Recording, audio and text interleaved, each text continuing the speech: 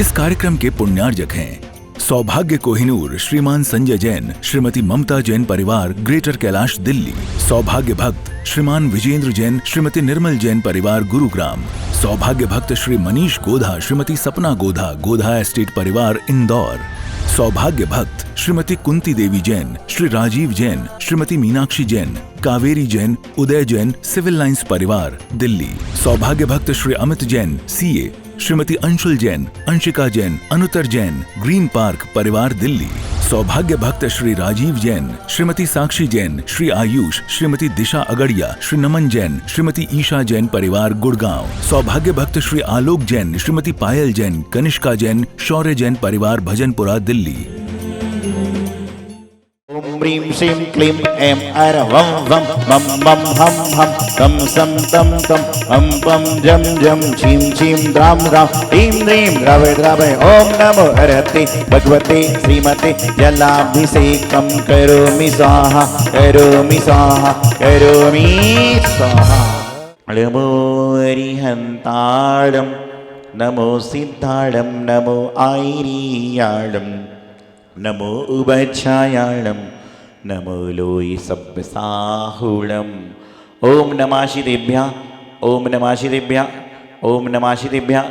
श्री वीतरागाय नमः। ओम नमो अर्हते भगवते श्रीमते श्री बालसिद्धंकराय द्वादशगुरुकुलाय सर्वज्ञाय स्वयंभुवे सिद्धाय बुद्धाय परमात्मने परम सुखाय त्रिलोक मही व्याप्ताय अनंत संसार चक्र परिवर्तनाय अनंत दर्शनाय अनंत ज्ञानाय अनंत सुखाय सिद्धाय बुद्धाय त्रिलोकशंकराय सत्य ज्ञाने सर्वऋषियारी का श्रावक श्राविका प्रमुख चतुर्संगो सर्विनास्ताय घाती कर्म विनास्ताय घाती कर्म विनास्ताय अव्ययमस्माकं मृत्युं अधिकामं प्रतिकामं वलिकामं क्रोधं अग्निं सर्वशत्रुभयं सर्वोपसर्गं सर्वविघ्नं सर्वभयं सर्वराजभयं सर्वचोरभयं सर्वदुष्टभयं सर्वमृगभयं।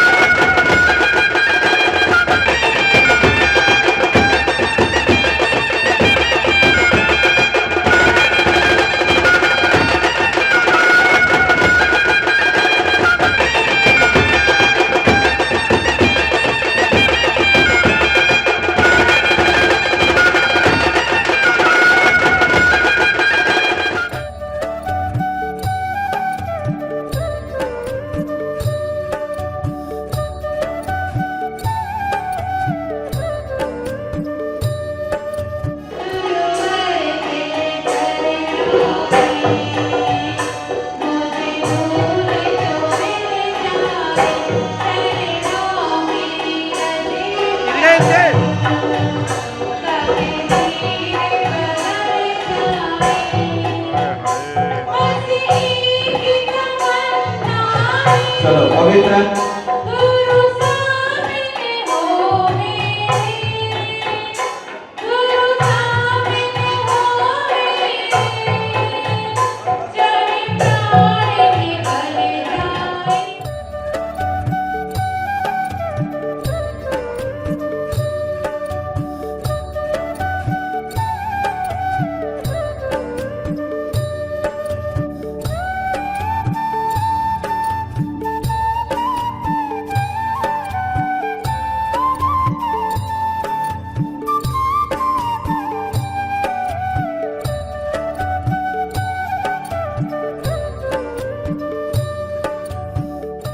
आज पर्वादिराज पर्युषण पर्व का अंतिम दिन क्षमा वाणी का चल रहा है और आज मेरे जीवन का, आप सभी के जीवन का एक प्रबल पुण्य है कि क्षमा वाणी महोत्सव में हम दुनिया से क्षमा मांगते हैं लेकिन वह फिर हमसे नाराज हो जाते हैं। आज तक दुनिया में ऐसा कोई व्यक्ति नहीं है जिससे आपने एक बार क्षमा मांग ली हो और दोबारा कभी आपसे क्रोधित ना हुआ। लेकिन हमारे जीवन का भाग्य है, सौभाग्य है, सब कुछ यहाँ पर है कि हम आज क्षमा ऐसे ऐसे ऐसे महान पारसनाथ भगवान से मांग रहे हैं जिन्होंने एक भव नहीं 10-10 भवों तक कमट को क्षमा करते रहे, क्षमा करते रहे, क्षमा करते रहे और उपसर्ग जय पारसनाथ भगवान बने। उनके चरणों में हम सभी लोग क्षमा वाणी पर्व को मना रहे हैं। ये वह मूर्ति है जिन्होंने मात्र और मात्र दर्शन देकर लाखों लोगों के, करोड़ों लोगों का कल्याण कर दिया। मैं अक्सर एक बात कहता हूं, पुनश्च दोहरा रहा हूं कि कचनेरे वालों की महिमा क्या, कचनेरे वालों की उपमा क्या, कचनेरे वाले भगवान की गरिमा क्या। पूरे संपूर्ण हिंदुस्तान में, संपूर्ण विश्व में अनेकों अनेक सिद्ध क्षेत्र हैं, अनेकों अनेक तीर्थ क्षेत्र हैं, अनेकों अनेक अतिशय क्षेत्र हैं। अतिशय क्षेत्र क्यों बनते हैं? कहीं पर कोई अतिशय घटित हुआ हो, कहीं पर कोई चमत्कार हुआ हो, लेकिन कचनेर वाले भगवान अतिशय क्षेत्रों में सबसे पहले नंबर पर क्यों हैं ये आप सुन लें, समझ लें।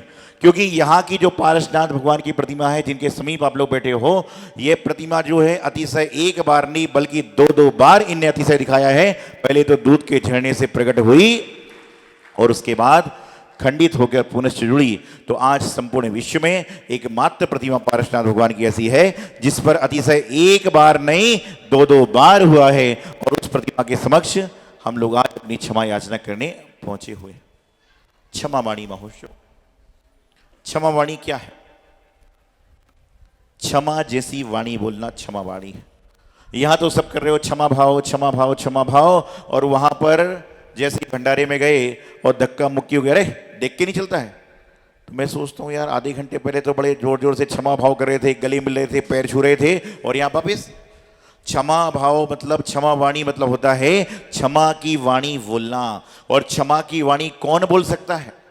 क्षमा की वाणी वही बोल सकता है जो माँ जिनवाणी को पढ़ता है उसके जीवन में क्षमा वाणी अपने आप आ जाती है। वो जो जिनवाणी को नहीं पढ़ता वो क्षमा वाणी क्या बताएगा?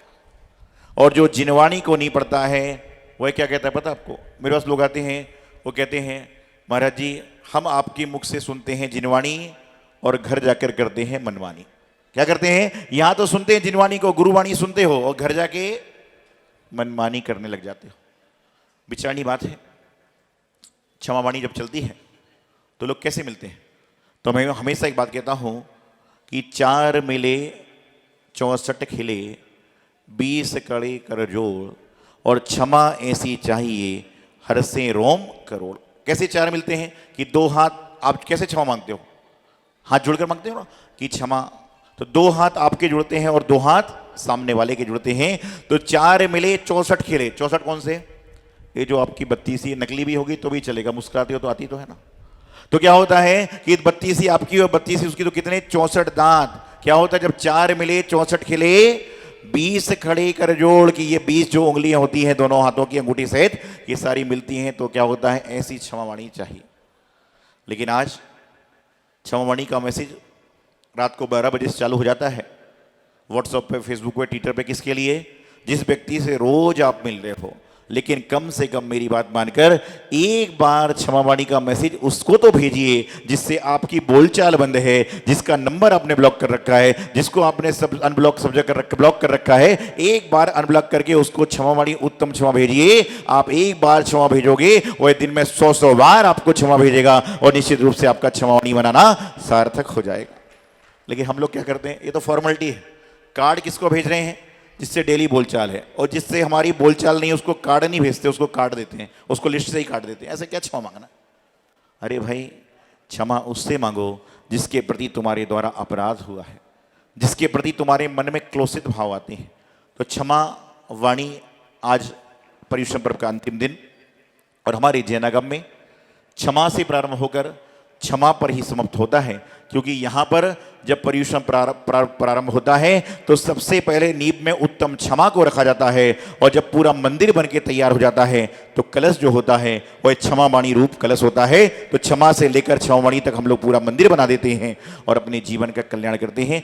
तो आज क्षमावाणी पर्व पर आपसे उपस्थित हैं लगभग कचनेर जी, जहाँ पर जो जैन समाज के घर हैं, यदि इनमें सब बच्चे बूढ़े जवान मिलाए जाएं तो 23 लोग मिलेंगे। कोई बाहर चला गया, किसी की शादी हो गई, किसी कुछ हो गया, तो 23वें तीर्थंकर हैं, लेकिन जैन समुदाय मात्र 23 लोगों का।